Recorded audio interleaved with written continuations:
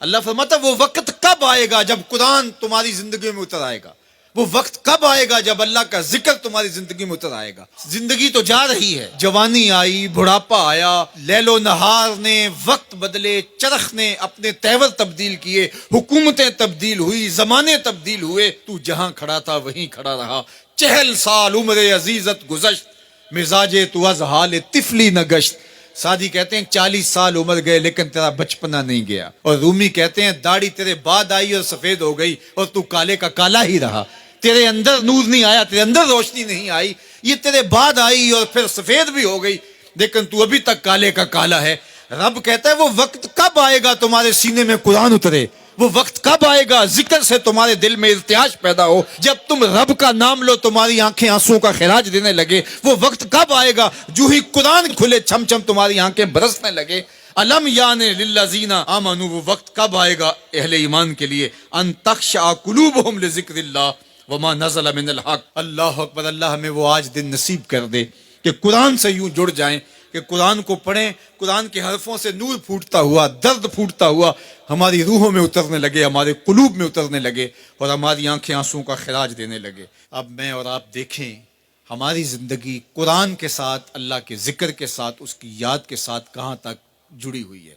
ہماری زندگی میں کہے کتنے ہیں، تفکرات کتنے ہیں، ہماری زندگی میں ٹھٹھے اور مذاق کتنے ہیں، اور عبرت حاصل کرنے کے مواقع ہماری زندگی کے اندر کتنے ہیں۔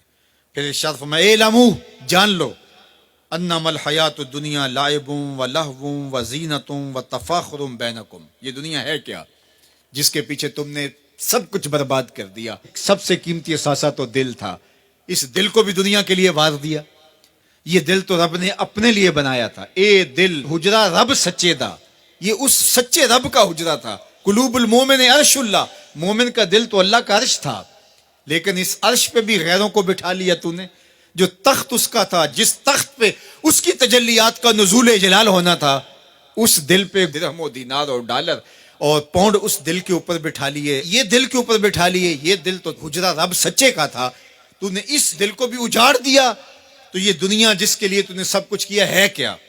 اعلموا، جانو، انما الحیات الدنیا لعب و لہو و زینت و تفاخر بینکم، یہ دنیا کھیل کود ہے، آرائش ہے، اور ایک دوسرے کے اوپر تفاخر کرنا ہے۔ وتکاثر فی الاموال والاولاد، فخر جتلانا ہے، میرے بیٹے اتنے ہیں، ماشاءاللہ بڑے بڑے افسر لگے ہوئے ہیں، میرے پاس دولت اتنی ہے، میرے اتنے بنگلے ہیں، اتنا بینک بیلنس ہے، اتنے مربع، اتنی جائیدادیں ہیں۔ انسان ساری زندگی یہی کرتا رہتا ہے۔ وما الحیات الدنیا الا متاع الغرور، اور جو دنیا کا ساز و سامان ہے سوائے دھوکے کے سامان کے اور کچھ نہیں ہے۔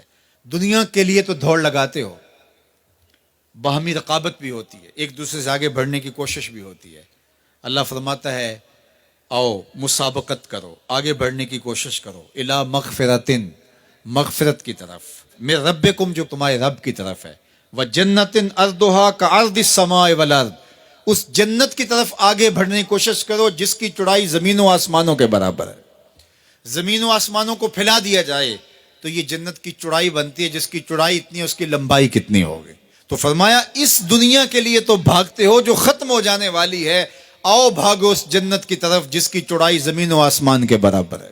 اعدت للذین آمنوا باللہ ورسولہ، یہ اہل ایمان کے لیے تیار کی جا چکی، وہ موتیوں کا محل، وہ یاقوت کا محل، وہ زبرجد کا محل، وہ خالص مشک کا محل جو تمہارے لیے بنایا ہوا ہے، تم نے جانا ہے، اور تمہیں دروازہ کھولنے کی بھی ضرورت نہیں ہے، منتظر دربان کھڑے ہیں جو تمہارے لیے دروازہ کھول کے تمہیں مرحبا کہیں گے اور سلامتی تمہارے اوپر پیش کریں گے۔ وہ تمہارے لیے تیار کر چکا ہے۔ اصل تو زندگی وہ زندگی ہے، لیکن تم کس دنیا کے پیچھے بھاگ رہے ہو؟